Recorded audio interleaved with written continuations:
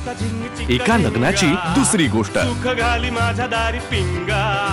आमच्या कोहलाई जरा असं शिकव ना ग, म्हणजे स्वयंपाक वगैरे नुसती शब्दाला फोडणी देत बसते गो।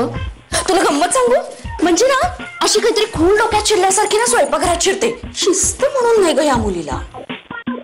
तर मला सांग, बेसिक स्वयंपाक तरी नको का यायला? तुझ्याशी असं सारखं काय ग बोलत असते, गुलू गुलू गुलू गुलू? हेच कॉलेज, तिचं कविता, मित्रमैत्रिणी। खरं सांगतो, मला जर लग्नाआधी माहिती असतं ना राधा की तू इतका अप्रतिम स्वयंपाक करतेस, तर खरं सांगतो माझ्यासारखा मुलगा सुद्धा तुझ्यासारख्या मुलीच्या प्रेमात पडू शकला असता। घनश्याम, थांबव ना मला त्रास देणं। सफरचंदाच्या पोळी आणि नूडल्स म्हणजे काही फार बरा स्वयंपाक नाही, मलाही कळतं एवढं। काय? सफरचंदाच्या पोळी आणि नूडल्स? तेच होतं ना डब्यात। नाही, पालक पनीरची भाजी, लुसलुशीत पोळ्या, वरण भात, तूप आणि लिंबाच्या कापलेल्या फोडी। घनश्याम, तू जोक करत नाहीयेस ना? अगं नाही, खरंच डब्यात पालक पनीर, पोळ्या, वरण भात, तूप आणि कापलेल्या लिंबाच्या फोडी होत्या। नाही, पण मी तर कापलेले सफरचंद, नूडल्स आणि पोह्यांचा चिवडा दिला होता। काय?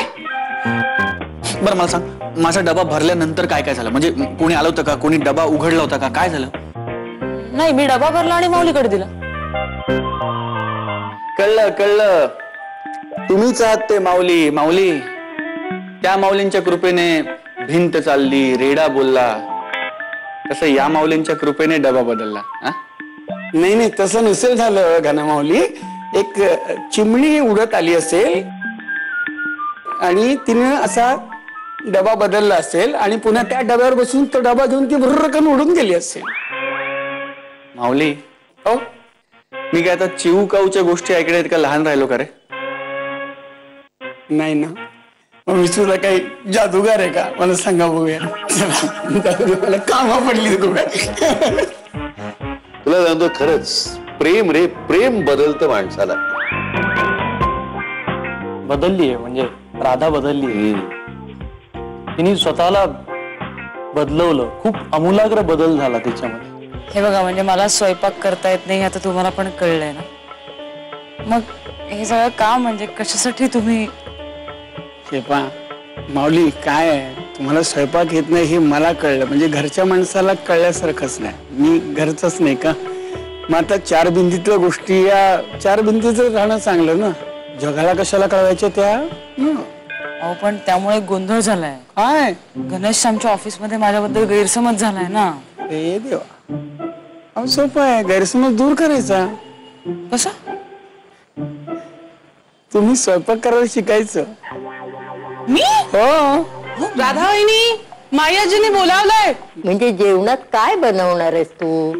काय? माझी अशी इच्छा आहे, उद्या सगळा स्वयंपाक तू करावास।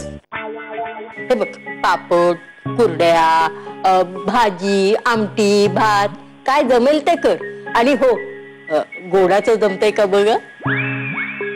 गोड? लिसन ना, घरात सून येण्याचे काय फायदे असतात ना, ते अनुभवणार आहे हो मी। नाहीतर आपला गंगा मोठा होणार, मग त्याचं लग्न होणार, मग तो बायको आणणार, ती किचन मध्ये जाणार, बाप रे, 15-20 वर्ष तरी गेली असती। पण राधामुळे हे सुख मला फार लवकर अनुभवायला मिळतंय। एकत्र कुटुंब पद्धतीचा फायदा आहे।